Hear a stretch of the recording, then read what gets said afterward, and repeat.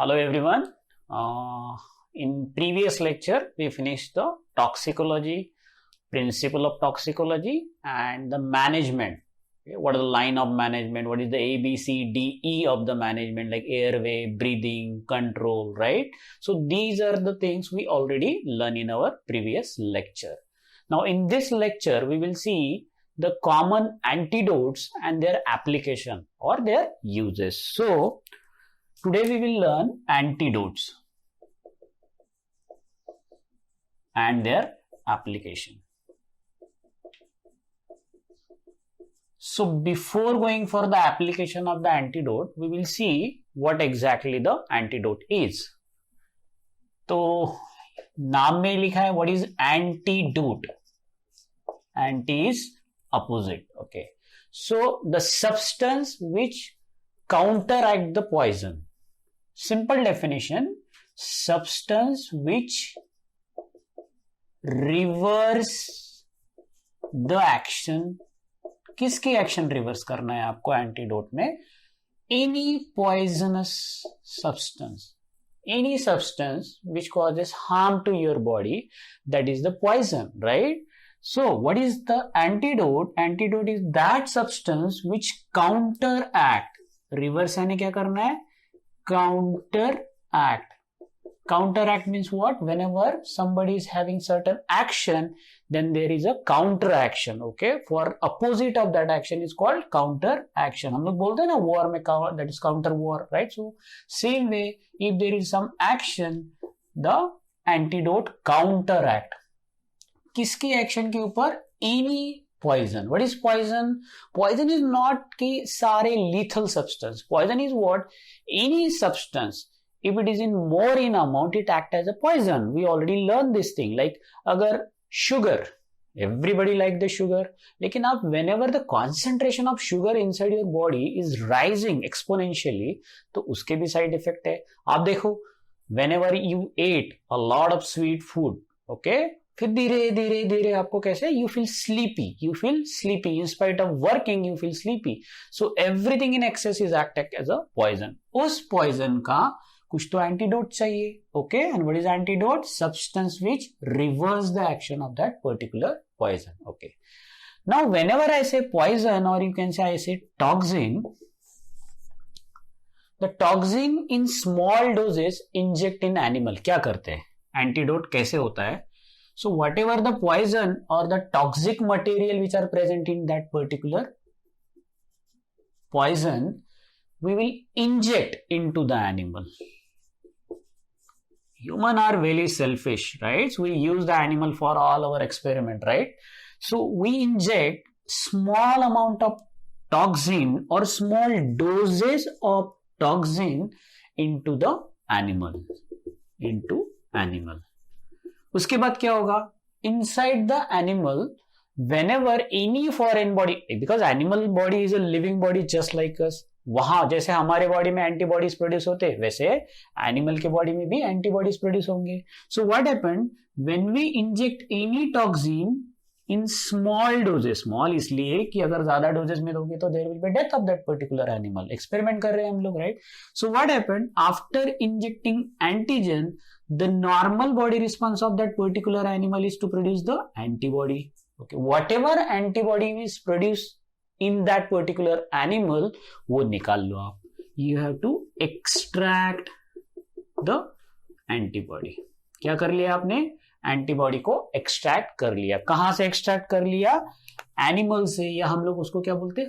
Host से आपने extract कर लिया. And from this antibody you can make the antidote. अब क्या बन गया ये? एंटीडोट. या अगर टॉक्सिन है तो क्या बन गया? Anti toxin. पॉइजन है तो क्या बन गया? Anti poison. Okay, anti poison से अच्छा है, there might be a better word. What is that word? Venom. You can use the word anti venom. They will ask you question in any way, because what the questions are very limited in case of toxicology. Okay, they just want you to confuse and they want you to think more to answer that particular question. So what we learn? Antidote as substance which counteract the action of any toxin or any poison. Then how will you create the antidote, or how will you manufacture, or how will you form toxin, poison, okay, anything, inject into that particular experimental animal, which is the host animal. Inside the body of that host animal, there is a formation of antibody. This antibody act as a antidote. This antibody act as a antidote. Okay, there is one more thing you have to remember. ये आपका बहुत important point है, आपको याद रखना है. There is no antidote. ये question बहुत बार पूछते हैं. There is no antidote for anaphylaxis. याद रखना है, for anaphylaxis, exaggerated immune response, that is called anaphylaxis. Anaphylactic या एनाफाइलेक्सिस या एनाफिलेक्टिक शॉक के लिए कोई एंटीडोट नहीं है. हम सिर्फ एक लाइन ऑफ ट्रीटमेंट यूज करते हैं, दैट इज एड्रेनालिन. आईवी देंगे कि ओरल देंगे adrenaline? Exactly, when you need any acute response, any emergency response, the drug should be almost intravenous. Okay, almost intravenous ही रहता है. यहाँ कोई intramuscular और oral वाला वो कब जाएगा, कब वो absorb होगा, उसके बाद कब first pass metabolism होगा, कब उसका effect होगा, इतना आपके पास टाइम ही नहीं रहता, because this is emergency. Anaphylaxis is one of kind of the emergency. So I want you to remember that in case of anaphylactic reaction, you don't have any antidote, but still we can reverse or manage the anaphylactic reaction because of any foreign product with the help of that is injectable adrenaline. So this is one of the kind I want you to do. Just note down it. Okay, majority of time therapeutic intervention is very important. तो अगर ये नहीं है, आपके पास ये chemical available नहीं है, तो आप कुछ थेरापेटिक इंटरवेंशन कर सकते हैं. थेराप्यूटिक इंटरवेंशन भी आप कर सकते to prevent from poisoning. What are the therapeutic intervention in the patient of poisoning you can perform? हम लोगों ने ऑलरेडी ये देखा है. What is that therapeutic intervention you can do in cases of poisoning? Okay, that is GI decontamination. GI decontamination. What is contamination? खराब होना. Decontaminate करना यानी क्लीन करना. GI यानी गैस्ट्रो इंटेस्टाइनल ट्रैक्ट, यानी जो भी आप पॉइजनिंग वाले ड्रग लेते हैं, right, whatever you are taking by the oral means you can go for the GI decontamination. 90% you can take it orally. Inhalation और इंजेक्टेबल हम लोग पॉइजनिंग बहुत कम केसेस आते हैं. Maximum 90% of the cases in case of toxicology they have the oral injection of that particular toxin or poison. Okay, so therapeutic हम लोग क्या कर सकते हैं? हमारे पास अगर ये एंटीडोट अवेलेबल नहीं, हम लोग थेरापेटिक इंटरवेंशन कर सकते हैं. इंटरवेंशन यानी कुछ तो आपको इंटरवीन करना है, कुछ आपको वहां ट्रीटमेंट देना है, कुछ करना है आपको, दैट इज इंटरवेंशन. क्या कर सकते हैं आप? GI डिकंटामिनेशन कर सकते हैं आप. What are the substance which is used for the GI contamination? The substance which is used for the GI decontamination is charcoal. What is the name of that substance? That is called charcoal. Okay, और बाकी तो आपको पता है, ABCD हम लोगों ने already पता है. Airway, breathing, circulation, right, exposure जो भी है वो हम लोगों ने ऑलरेडी पढ़ लिया है लास्ट लेक्चर में. ये और ये कर सकते हैं आप गैस्ट्रो इंटेस्टाइनल ट्रैक को डिकंटामिनेट कर सकते हैं with the help of charcoal, with the help of charcoal और activated charcoal. Sometime this pharmacological antidote like antagonist drug, जिसको हम लोग क्या बोलते हैं? एंटागोनिस्ट ड्रग भी बोल सकते हैं. ये जो केमिकल और फार्माकोलॉजिकल एंटागोनिस्ट ड्रग रहते हैं, we can call refer them, they are antidote. हम लोग वो भी यूज कर सकते अगर वो अवेलेबल है तो. अवेलेबल नहीं है, सो you can go for this therapeutic indication, that is intervention or airway breathing, whatever that, and then you can use the GI decontamination with the help of charcoal, or you can go for gastric lavage. Okay, you already know that in previous lecture. What are the commonly used antidote, or you can say commonly used pharmacological antagonist? तो सबसे commonly used एक है acetylcysteine. commonly used है acetylcysteine है, naloxone है, atropine है. ये हम लोगों ने देखना है अभी, ओके। एसिटिलसिस्टीन, नैलोक्सेन, एट्रोपिन, बहुत सारे, डेफरक्सामाइन, एंटीवेनम्स। एंटीवेनम्स क्या है? एंटीडोट जैसे ना, वेनम स्नेक बाइट अगर हो रहा है तो वो जो वेनम डालता है उस वेनम को क्या करना है, हमें रिवर्स करना है, तो उसको हम लोग एंटीवेनम बोल सकते हैं या उसको एंटीवेनिन बोलते हैं, right. So these are common your which one, that is called antidotes. तो हम क्या देख रहे हैं अभी? Clinical application of the antidotes. तो this is all about your which one, antidote. Common antidote कौन से? एसिटिलसिस्टीन है, नैलोक्सोन है, atropine most commonly use antidote है, okay. We are using chemical antagonist है ये। थेरापेटिक तो आपको पता है, right. So therapeutic you can use, that is called G I decontamination, gastric lavage हो गया, right. Airway breathing, circulation management हो गया, एक्सपोजर अवॉइड कर रहा है, एनवायरमेंटल फैक्टर्स कम कर रहे हैं, आप ये कर सकते हैं आप। अब हम लोग देख रहे हैं एंटीडोट के clinical application. The use of antidote, it should be proper. This judicial use of antidote, it is very important. कहीं पर भी आप कोई भी एंटीडोट यूज नहीं कर सकते, राइट। क्यों? Why it should be proper or why it should be very limited? क्यों लिमिटेड? ये तो एंटीडोट है, तो लिमिटेड क्यों? बिकॉज देयर फार्माकोलॉजिकल प्रॉपर्टी में एग्जैगरेट। ये जो एंटीडोट रहते हैं इनकी जो फार्माकोलॉजिकल, एंटीडोट की फार्माकोलॉजिकल जो प्रॉपर्टी है ये सब्सटेंस की या इनकी जो एक्शन है, ठीक है, वो पॉइजनिंग को तो ठीक कर देंगी, लेकिन इट मे एग्जैगरेट और elevate the pre existing disease.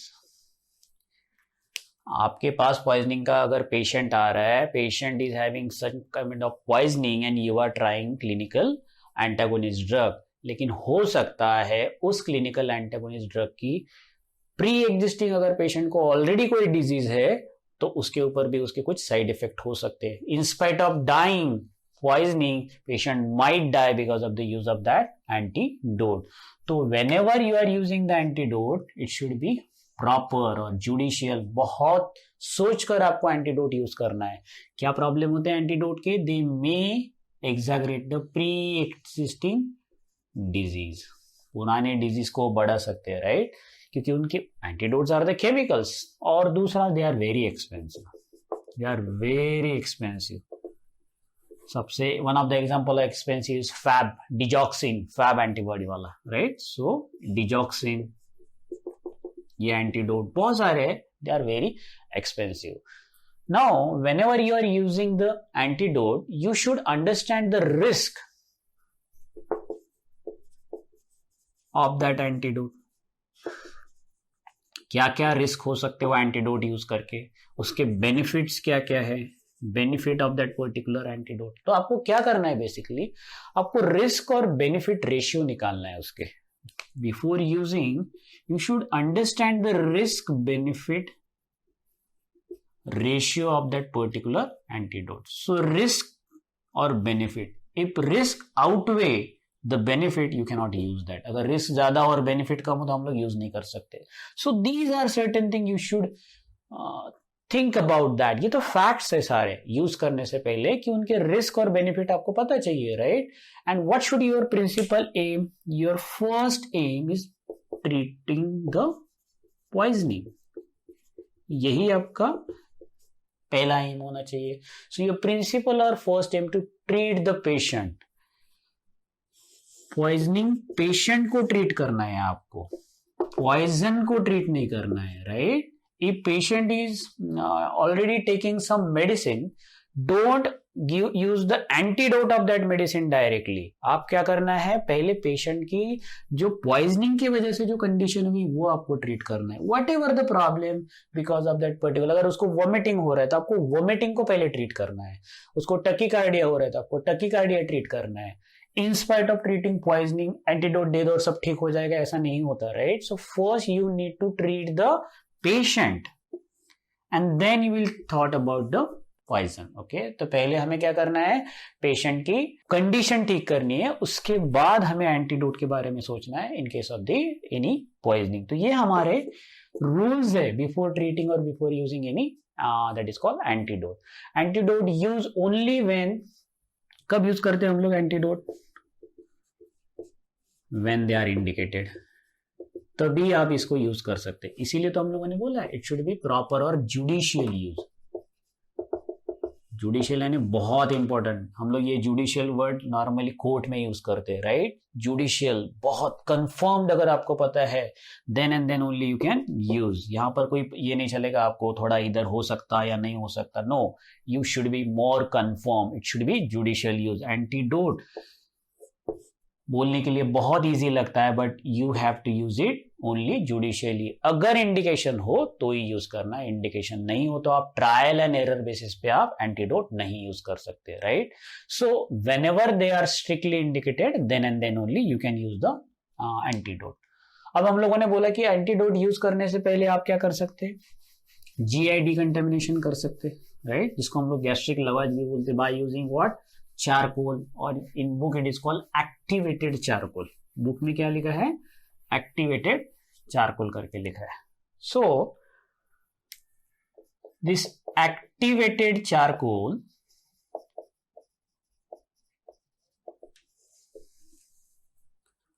what is the mechanism of action of this particular activated charcoal for GI decontamination, क्या है इसका। ओके, सबसे पहले ये क्या करेगा, पॉइजन को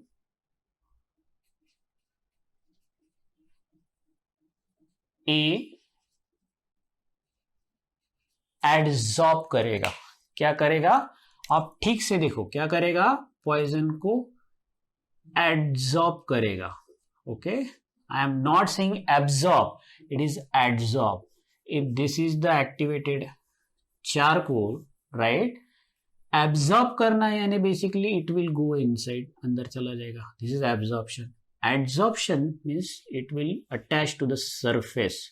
ओके, सो क्या करता है एक्टिवेटेड चारकोल, एडजॉर्ब करता है, राइट। ओके, और क्या करेगा, फ्लश कर देगा, राइट। क्या करेगा,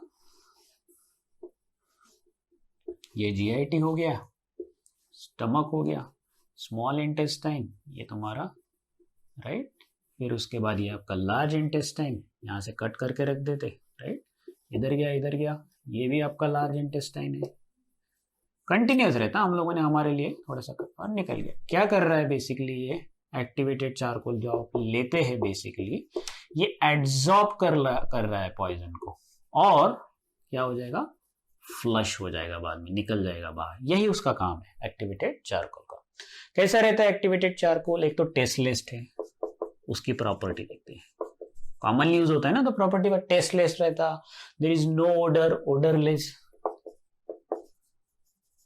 टेस्टलेस, ओडरलेस। कहां से, चारकोल कहां से आता है, बर्निंग वुड से आता है, राइट। वुड से आ सकता है या आपके कोकोनट के शेल से आ सकता है, राइट, कहीं से भी आ सकता है दिस एक्टिवेटेड चारकोल, ये हम लोग यूज कर सकते हैं, राइट। एंड देन वैसे नहीं, पहले वो चारकोल लेते हैं, उसको स्टीम में रखकर उसको क्या करते हैं, ट्रीटमेंट करते हैं उसका, फिर उसका एड्सॉर्प्शन क्या हो जाता है, और ज्यादा बढ़ जाता है, राइट। सो बेसिकली कोई भी चारकोल उठा के हम लोग खाते नहीं है, the charcoal should be properly mixed, powder form में करते हैं उसको। उसके बाद कहां से लेते हैं आपको ऑलरेडी चारकोल पता है, ओके, बर्निंग वुड से लेते हैं, लेकिन पहले उसका पाउडर बनाएंगे, बाद में उसको स्टीम के साथ ट्रीट करते हैं, स्टीम में रख के, सो दैट एड्सॉर्प्शन बहुत ज्यादा होगा, राइट। ओके, स्टीम के साथ कार्बन डाइऑक्साइड के साथ उसका ट्रीटमेंट होता है, और उसके बाद वो एक्टिवेट करते हैं, and that is why it is called activated charcoal. यानी चारकोल को आप पहले पाउडर्ड फॉर्म में वो करते हैं, उसके बाद उसको स्टीम करते हैं और कार्बन डाइऑक्साइड के साथ ट्रीट करते हैं, and then it is called activated charcoal, and we are using that activated charcoal. Doses में अगर आप देखा जाए तो 1 ग्राम चारकोल कितने पर्टिकुलर एरिया का एब्जॉर्प्शन करेगा, so 1 gram work for approximately like 100 or 1000 square metre. Okay, so 1 gram work for 1000 square metre. Okay, so इतना एरिया वो क्या कर सकता है, एब्जॉर्ब कर सकता है. एरिया आपको पता है ऑलरेडी, ये पूरा आपका इंटेस्टाइन है. यहाँ इतने ज्यादा फोल्ड्स रहते, ये एरिया तो बहुत कम है क्योंकि इतने एरिया में एब्जॉर्ब होगा इंटेस्टाइन में. तो 1 ग्राम इतने पर्टिकुलर एरिया पे काम करेगा. तो उतना हम लोग को डोजेस में देखना है. और mode of action, mechanism of action तो मैंने पहले ही बोल दिया, एब्जॉर्ब करता है करके. ओके, डोज कितना रहता, 1 gram per KG. What is the dose, 1 gram per KG. Okay, 1 to 4 hours इतना देना है आपको. Almost like within 4 hours, how much charcoal you can give, 1 gram per KG. अभी आपको देखना है इसका डोजेस कितना है. Basically the dose is 1 gram per KG. What is the dose, dose is 1 gram per KG. तो ये हो गया आपका activated charcoal. Then I already told you it is mixed with the water. Okay, so water should be like make the slurry. आप उसकी एक slurry बना सकते हो, राइट. यानी 1 ग्राम आपको मिक्स करना है वाटर में, और ये क्या बन गया, अभी स्लरी बन गया. Okay, so slurry. Okay, slurry में ही कैन ड्रिंक, और patient can drink, and then administer after emesis is over. This is very important. Poisoning होने के बाद अगर आपका पेशेंट उल्टी कर रहा है तो आप तभी पिलाओगे क्या उसको, इधर वो उल्टी कर रहा है आप उसको पिला रहे हो, सो वो भी निकल जाएगा बाहर. फर्स्ट मैंने क्या बोला था, first you need to treat the patient symptoms, उसके बाद आप पॉइजन ट्रीट करो करके. तो पहले आपको उसको उल्टी ट्रीट करनी है, उसकी वोमिटिंग ट्रीट करना है.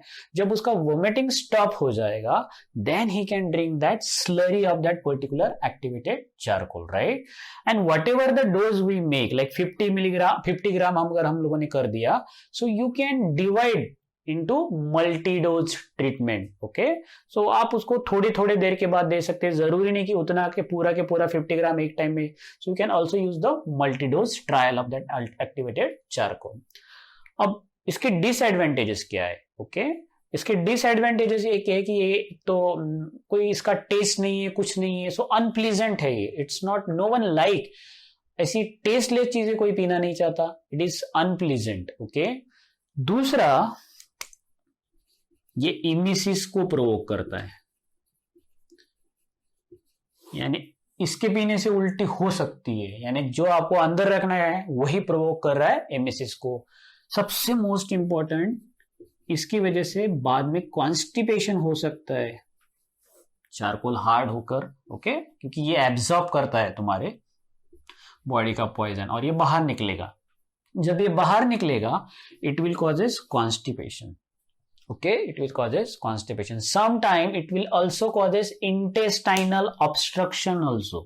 यानी यहाँ के फंस जाएगा, हो सकता है अगर आपने डोज कैलकुलेट नहीं किया होगा, या पेशेंट को ऑलरेडी पैरालिसिस ऑफ इंटेस्टाइन होगा, आपने कुछ देखा ही नहीं है कि एक्टिवेटेड चारकोल देने से पहले आपने स्टेथोस्कोप लगाकर उसकी पेरिस्टाल्सिस जो मूवमेंट है या इंटेस्टाइनल मूवमेंट है वो हो रही है या नहीं हो रही, वो आपने चेक ही नहीं किया हो और आपने उसको पिला दिया, तो वहां जाके अटक जाएगा. तो क्या हो जाएगा, दैट कॉजेस कॉन्स्टिपेशन, नहीं ऑब्स्ट्रक्शन बोलेंगे हम लोग, इंटेस्टाइनल ऑब्स्ट्रक्शन हो सकता है अगर ज्यादा डोज किया आपने. तो कहां आप ये दे नहीं सकते. सबसे पहले कॉन्ट्रा इंडिकेशन, कहां नहीं देंगे आप. ओके, अभी मैंने बोला whenever there is no bowel sound, stethoscope लगा के आप अगर सुनोगे तो साउंड आते हैं आपकी इंटेस्टाइन के मूवमेंट के. आप वैसे भी अगर कान रख दो किसी के पेट के ऊपर तो आपको एक साउंड सुनाई देंगे, right. That sound is called bowel sound. Intestinal bowel बोलते हैं ना, bowel sound. Okay, heart sound is different. तो वो साउंड नहीं सुनाई देंगे. अगर बॉवेल साउंड नहीं, इसका मतलब आपके इंटेस्टाइन में पेरिस्टाल्सिस नहीं हो रहा है, राइट, और कॉन्स्टिपेशन हो सकता है, या उससे भी डेंजरस इंटेस्टाइनल ऑब्स्ट्रक्शन हो सकता है. क्या हो सकता है, इंटेस्टाइनल ऑब्स्ट्रक्शन. ओके, क्या हो सकता है, इंटेस्टाइनल ऑब्स्ट्रक्शन हो सकता है. Okay, so these are the things which can be because of activated charcoal. और कहां नहीं दे सकते आप, एक तो नो बॉवेल साउंड. अगर किसी ने petroleum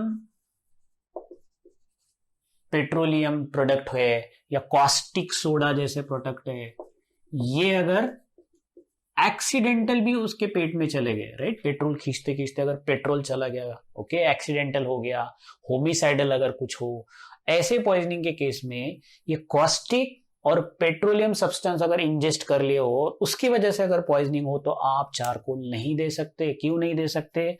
because of this petroleum and caustic product there might be the perforation, या आपकी इंटेस्टाइन ऑलरेडी फट चुकी रहेंगी और उसमें आप उसको ऊपर से क्या पिला रहे हो? Activated charcoal. So that is the most important contraindication for activated charcoal. तो ये हो गया आप contraindication. So you cannot really go for anything anytime. You need to think कि क्या देना है और कैसे देना है। अब हम लोग देखते हैं what are the various compound जो normally poisoning करते हैं, ओके, उनके साइन एंड सिम्टम्स और उनके लिए यूज करने वाले एंटीडोट्स।